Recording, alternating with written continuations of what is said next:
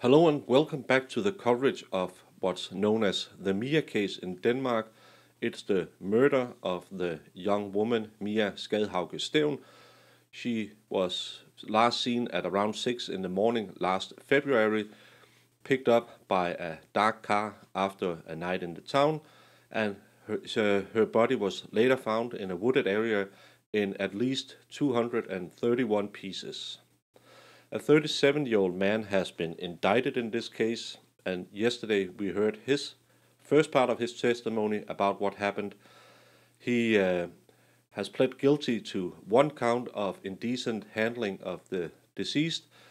The prosecution wants him convicted for sexual assault and the murder as well, but he has only pled guilty to the part about indecent handling of the body. And pay close attention to especially the hair color of Mia in this picture. We'll return to that later. For those of you who are maybe new, what happened according to the defendant is when the lockdowns ended, there was a lot of talk about partying on Facebook, and this town of Aalborg has a very famous party street down here where a lot of people go to drink and have fun. The whole street is lined with bars and discos, so he drove around in the area. He had done that the night before too, to see if anything happened. He didn't want to drink. He wasn't really that kind of person. He had something to do the next day, so he wasn't going to get drunk. And around 6 in the morning, he sees Mia standing at a bus stop over here, picks her up because she looked cold. She won't really tell him where she lives. She talks a little bit to him, then she kind of falls asleep, but not really.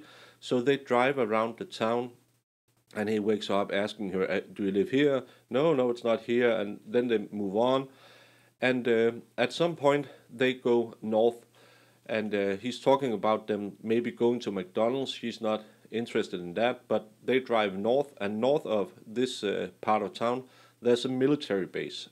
When they pass the military base, he tells her he used to be a soldier, and she gets very interested in him after that. Because she's interested in him, they go into a wooden area where they end up somewhere along this road.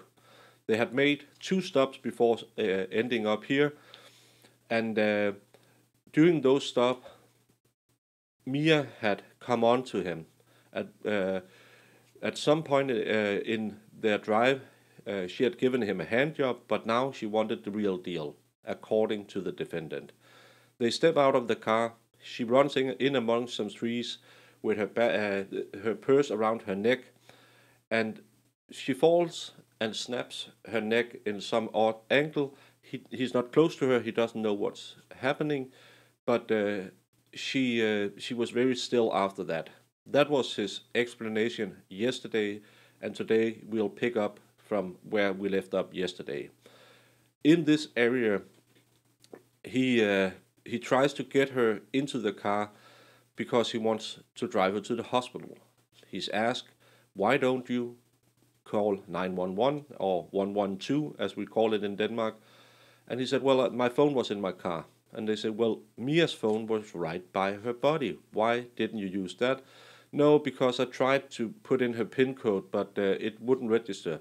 And like the most other places in Denmark, you can just call emergency services, even if it's a locked phone. So that doesn't make sense, but he couldn't really explain it any better. He tries to get her into his car, but her legs are not working that well, and she's moaning a bit. So he puts her in the back of the car, so her head was right next to him, and he can stroke her hair and try to do some psychic first aid and talk to her. And she's slipping away from him. He feels so. He asks her, "Press my hand if you can hear me," and she does that a couple of times, but then she stops, and it dawns on him that she's dead. And then he panics. He's thinking about, "Oh my God, earlier a former ex-girlfriend had made some sexual allegations against me. I don't want to go through that again. I'll have to fix this problem." He thinks about maybe putting her next to a bus stop so other people can find her. He's asked, why don't you call the police, go to the hospital, try to do CPR. He's saying, well, I blacked out. Everything was in a panic. I don't know anything. So his solution was to ride up to this little town up here. The wooded area is down here, and the city is down here where the hospital is. But in this city, he has his house. So he brings Mia into his house, put her in the bed to make her comfortable. And she's making some sounds when he put her down. He thinks, oh, she's breathing. That's why I put her in the bed. But he checks the pulse. There's no pulse. And then he panics again. Let her be in the bed and go into his living room where he sits and starts crying and think about, how do I solve this problem? And he gets a memory from an old teacher that said, if you want to have your mother-in-law go away, use caustic soda. So the solution should be to use caustic soda to get Mia to be gone. And then he could bury her. The caustic soda was to take away any evidence of him. And then he would bury her so other people could find her. That could be the solution. And maybe later he would say he had done it. But right now he just wanted it to be gone, the problem. But then he remembered, while they were out in this wood and Mia wanted to have sex with him, it was very cold, so it would probably be hard to bury her. So what to do? He decides that he wants to cut her into smaller pieces so it's easier to dispose of the body. He goes into his workshop, puts up plastic, carries Mia over there, and start to chop her up. He starts with a hobby knife and some scissors to remove her fingerprint, and using a lot of time to make sure no evidence of him is on her. And the next day he goes to Home Depot, buys caustic soda, buckets to dispose of her in, suits to cover his clothes, and on the way he goes to a waste station and dispose of her jewelry. And when asked, why did you do that? Well, there was a container for iron. That doesn't make any sense, but he did that. And when he came home, he felt it was going too slow. So he started using and I'm sorry, I'm going to butcher this, a reciprocation saw, I believe it's called.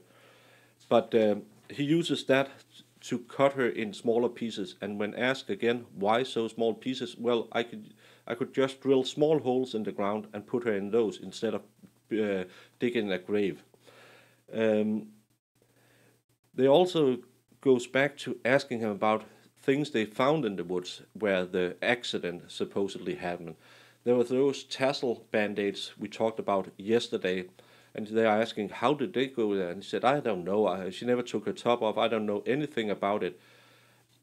But he couldn't explain how the tassel band-aids came off in the woods where she supposedly just fell over. He picked her up and put her in the car.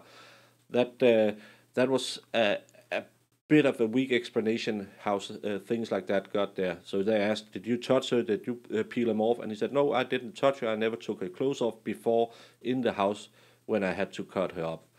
So that was not the best explanation. And in the woods, he had over an hour. He said it was only a short time. He had 3 stops in the wooded area, and he couldn't explain one of the stops before when his defense lawyer asked him later. Then he could remember what happened at the 3rd time they stopped. But he cut her up, and after doing that, he puts her into 8 to 12 buckets that he puts in his car. Oh, I have to say, he went to work the day after the murder and after cutting her up. He went to work, worked the whole day, came back, continued to cut her up, then put her into 8 to 12 buckets and went into another wood. Oh, this is the caustic soda he used to remove her. But he has his house in this town, and in this wooded area close by his house, he spread the remains of Mia. Some of it he just threw on the ground, some of it he threw on the ground, covered it with some leaves, some of it he buried. The part about drilling small holes to put it in, well, he obviously forgot the drill, so he couldn't do that. So he dug two graves and threw some of her remains in that. The rest he just threw on the ground. And when asked, why did you do it like that? Well, somebody else could find it. It was a very cagey way to explain it.